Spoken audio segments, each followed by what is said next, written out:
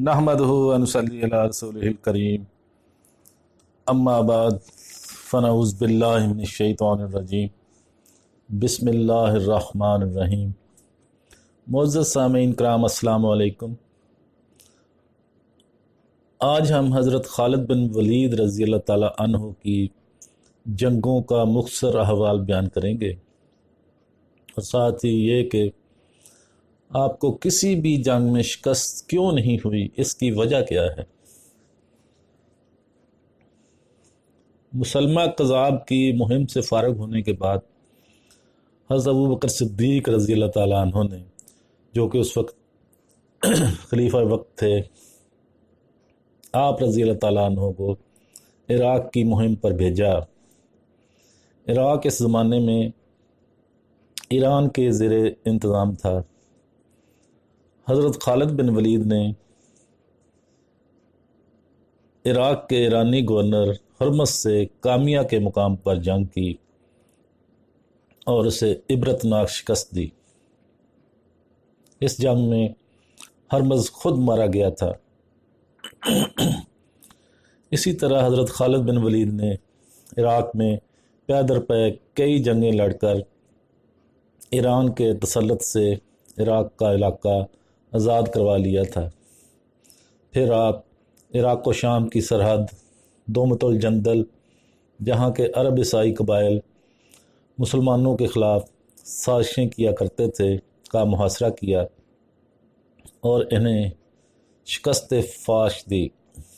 आपने सन 636 ईस्वी में बमुताबिक 15 हिजरी यरमूक के मुकाम पर रूमियों को ऐसी इबरतनाक शिकस्त दी कि इन्हें फिर इस इलाके की तरफ पलट कर देखने का होश न रहा।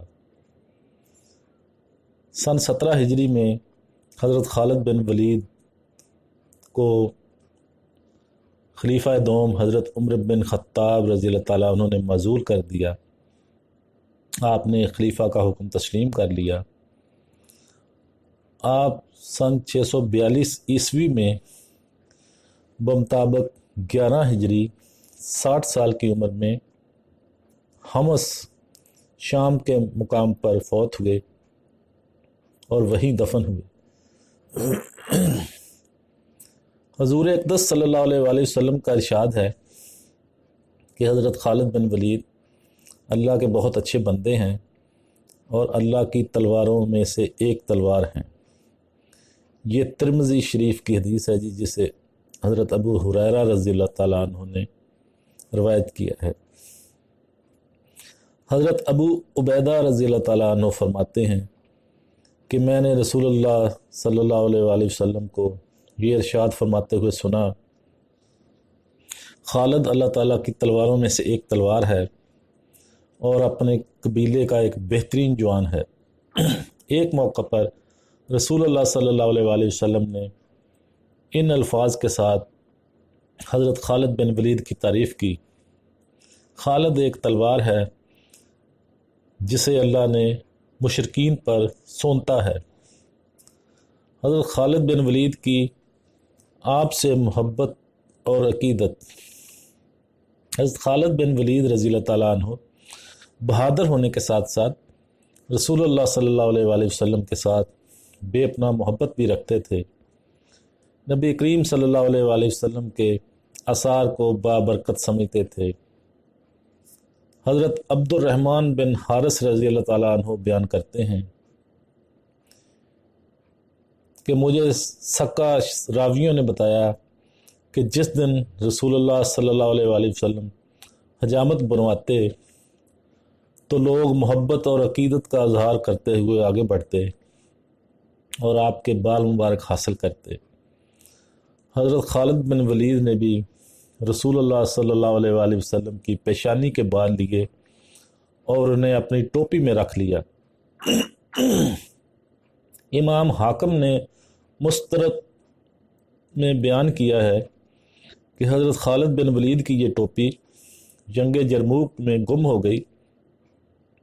उन्होंने कहा कि इसे तलाश करो, लेकिन इन्हें वो टोपी ना मिली। फिर उन्होंने दोबारा तलाश की तो वो टोपी मिल गई وہ ٹوپی بڑی بوسیدہ اور پرانی تھی۔ حضرت خالد بن ولید کہتے ہیں کہ رسول اللہ صلی اللہ علیہ وآلہ وسلم نے عمرہ کیا، اپنا سر منڈوایا، لوگ آپ کے مبارک بال حاصل کرنے کے لیے آگے بڑھے۔ میں نے آگے بڑھ کر آپ صلی اللہ علیہ وآلہ وسلم کی پیشانی کے بال حاصل کیے اور انہیں اپنی ٹوپی میں رکھ لیا۔ جب بھی میں لڑائی میں شریک ہوتا یہ ٹوپی میرے ساتھ ہوتی اور مجھے فتح نصیب ہوتی۔ فتح مکہ کے موقع پر رسول اکرم صلی اللہ علیہ وآلہ وسلم نے حضرت خالد بن ولید کو فرمایا کہ وہ مکہ مکرمہ کے نشیبی علاقے سے شہر میں داخل ہوں اور آبادی کے شروع میں اسلامی جھنڈا گاڑ دیں۔ ایک روایت میں ہے کہ آپ صلی اللہ علیہ وآلہ وسلم نے ان کو حکم دیا